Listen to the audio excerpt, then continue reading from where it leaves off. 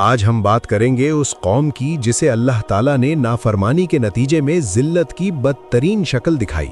یہ واقعہ بنی اسرائیل کا ہے اور یہ زمانہ حضرت داؤد علیہ السلام کے دور کا تھا۔ حضرت داؤد علیہ السلام اسی قوم میں نبی اور بادشاہ بن کر آئے، اور اللہ نے ان کی قوم کو ایک واضح حکم دیا کہ ہفتے کا دن عبادت کے لیے مخصوص ہوگا اور اس دن شکار کرنا سختی سے منع ہے۔ یہ حکم نہ صرف ایک معمولی قانون تھا بلکہ اللہ کی طرف سے ایک امتحان بھی تھا، سادہ، واضح اور ہر شخص کے لیے سمجھنے کے قابل۔ لیکن اصل آزمائش ابھی باقی تھی۔ یہ قوم سمندر کے کنارے آباد تھی اور مچھلیاں ان کی روزی کا سب سے بڑا ذریعہ تھیں۔ ہفتے کے دن مچھلیاں سطح آب پر آ جاتیں اور باقی دنوں میں کم ہو جاتی تھیں۔ یہ ایک قدرتی نظام تھا جو اللہ نے ان کی زندگی میں رکھا تھا تاکہ ان کی اطاعت اور فرما برداری کی جانچ ہو۔ مگر پھر شیطان نے دل میں وسوسہ ڈالا اور لوگوں کے دل میں غلط فہمیاں پیدا کیں۔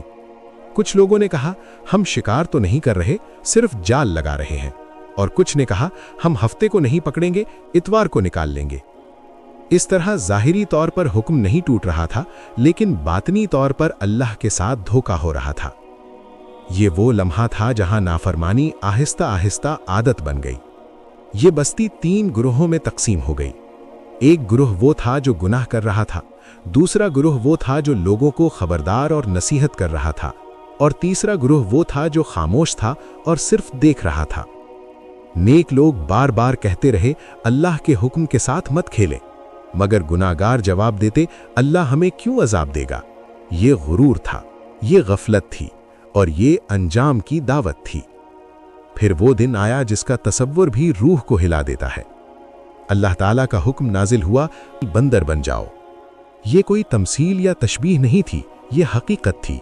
اللہ تعالیٰ کی قدرت نے ان کے جسموں پر ایسا اثر ڈالا کہ وہ انسان ہی رہے مگر ان کے چہرے اور اعضاء بندر کی طرح ہو گئے۔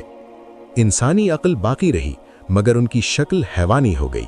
آوازیں بگڑ گئیں اور 3 دن تک وہ زندہ رہے۔ وہ اپنے رشتہ داروں کو دیکھ سکتے تھے مگر بول نہ سکے، سمجھ سکتے تھے مگر عمل نہ کر سکے۔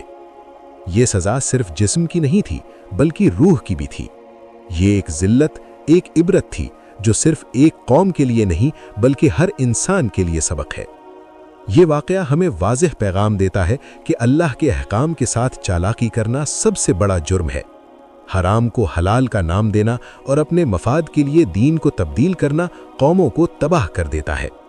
یہ سزا بنی اسرائیل تک محدود نہیں، یہ ہر اس قوم اور ہر اس انسان کے لیے ہے جو دین کو اپنی خواہش کے مطابق موڑنے کی کوشش کرتا ہے۔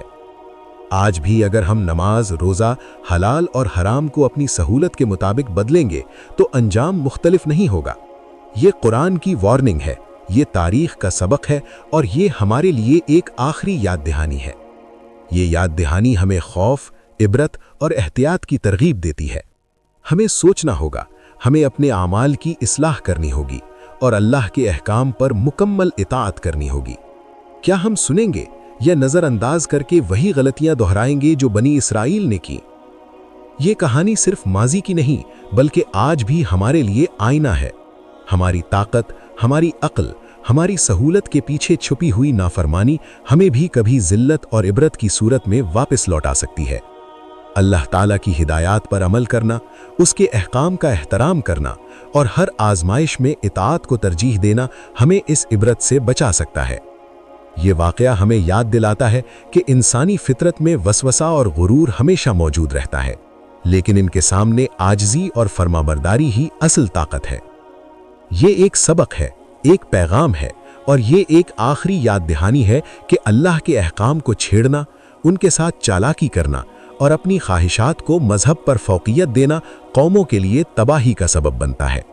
یہ سبق ہمیں اپنی زندگیوں میں بھی لاگو کرنا ہوگا تاکہ ہم نافرمانی کی سزا کا شکار نہ ہو۔ یہ تاریخ، قرآن اور سنت کی روشنی میں ایک واضح اور سنجیدہ انتباہ ہے۔ آپ کو یہ ویڈیو پسند آئی ہو تو چینل کو سبسکرائب کر دیں اور بیل آئیکن کے بٹن کو دبا دیں۔